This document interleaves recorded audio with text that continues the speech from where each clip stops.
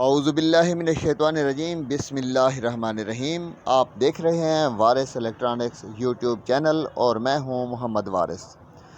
दोस्तों, आज की वीडियो में हम एक चाइना का चार्जर जो है उस पर बात करेंगे कि ये किस तरह से काम करता है और इसकी क्या अहमियत है। तो आपने मेहरबानी करके हमारे चैनल को सब्सक्राइब कर देना है और बेल आइकन के बटन को भी दबा देना है। आपका जाना कुछ नहीं है, बस ये होगा कि हमारी आने वाली वीडियोस जो हैं वो भी आप तक पहुंचती रहेंगी।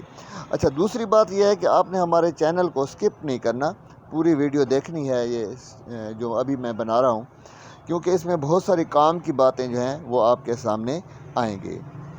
तो दोस्तों, ये एक पुराना सेकंड हैंड चाइना चार्जर है। पहले बात तो ये है कि ये चाइना चार्जर ज़्यादा इस्तेमाल क्यों हो रहे हैं। उसकी वजह यह है कि ये वज़न में कम है, जगह कम घेरते हैं, कम बिजली पर काम करते हैं। बैटरी फुल हो जाए तो फिर मज़ीद उसको चार्ज नहीं करते। बैटरी अगर ख़ाली है तो ज़्यादा चार्ज करेंगे, अगर भरी हुई है तो उसे थोड़ा चार्ज करेंगे। और इसमें अहम बात जो है वो ये है कि इसमें एक फ़ीडबैक सिस्टम होता है जो बैटरी के मुताबिक फिर ये चार्जिंग करता रहता है, जबकि आम जो हमारे देसी साख्ता या पुराने ज़माने के चार्जर हैं उनमें ये सिस्टम नहीं हुआ करता था। तो अब इसमें क्या होगा जी, यहाँ पर इसमें 220 इन होती है, ये फ्यूज़ लगा हुआ है, इसके साथ यहाँ पर एक सेफ्टी वाला एक पफ डिज़ाइन वो भी पुर्जा होता है, लेकिन अभी तो वो डायरेक्ट है मेरे ख्याल में। ये ब्रिज डायोड लगा हुआ है जिसे रेक्टिफायर भी कहते हैं, और ये एक बड़ा कैपेसिटर है, ये 450 वोल्ट का होता है जी। आपने इस पर हाथ भी नहीं लगाना, क्योंकि जब तक आप इसको डिस्चार्ज नहीं करेंगे तो कुछ टाइम तक इसमें वोल्टेज जो है हाई वोल्टेज मौजूद रहते हैं, जिससे आपको बिजली का झटका लगने का ख़तरा होता है। अच्छा, उसके बाद ये चापर है, ये चापर जो होता है ये हाई फ्रिक्वेंसी पर काम करता है, और हाई फ्रिक्वेंसी के लिए यहाँ पर ये एक FET मॉसफेट लगा हुआ है, और ये एक छोटा सा IC जो है आप देख रहे हैं ये लगा हुआ है। तो इससे हाई फ्रिक्वेंसी बनती है और इस चापर को मिलती है। और ये साइड जो है ये AC साइड है, यहाँ पर बिजली का ख़तरा होता है करंट लगने का। तो आपने कभी भी जब काम कर रहे हैं तो एहतियात करनी है और हाथ नहीं लगाना, ख़ुसूसन इस कैपेसिटर के नीचे, क्योंकि यहाँ पर हाई वोल्टेज होते हैं। फिर आ गई DC साइड। तो DC साइड पर ये चाइना चार्जर में 2-4 चीज़ें जो हैं वो जदीद टेक्नोलॉजी की पाई जाती हैं।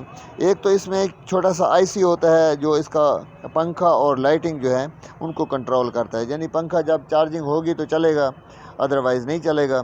और लाइट आगे ग्रीन और रेड होती है, वो चेंज होती है जब चार्जिंग होती है, तो उस वक्त रेड लाइट ऑन रहती है, और जब चार्जिंग नहीं होती तो फिर ग्रीन लाइट जो है वो ऑन रहती है। तो ये ऑटोमेटिकली काम जो करते हैं, एक IC होता है वो इसको कंट्रोल कर रहा होता है। इसके अलावा इसमें एक कहें कि रेगुलेटर जीनर डायोड होता है, वो फीडबैक के लिए काम करता है। और एक जो है ऑप्टो कपलर होता है PC, वो जहाँ पर देख रहे हैं आप ये लगा हुआ है। तो इन पुर्जों का भी बहुत अहम किरदार है, और इनमें से अगर कोई एक कंपोनेंट ख़राब हो जाए तो हमारे चार्जर का कोई ना कोई सिस्टम जो है वो रुक जाता है, काम नहीं करता है। एक छोटी सी गुजारिश जो अक्सर मैं अपने वीडियोस में कहता रहता हूँ कि अल्लाह ताला ने आपको जो इल्म दिया है वो दूसरों तक शेयर करें, इंशाअल्लाह आपके इल्म में भी इजाफ़ा होगा, और जो आपकी बात समझ जाएगा, आपका जो इल्म है उस तक पहुँचेगा तो वो आपको दुआ भी करेगा। जिस तरह से इल्म को शेयर करना चाहिए, इस तरह से रिज़्क़ को भी शेयर करना चाहिए, ये दोनों शेयर करने से बढ़ जाते हैं।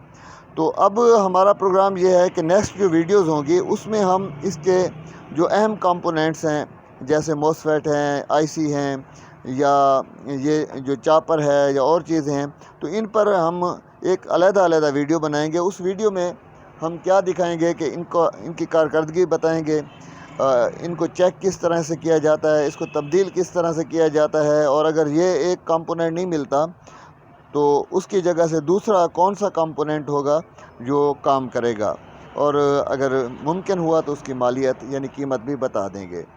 हमारे चैनल को देखते रहिएगा। आपका बहुत बहुत शुक्रिया।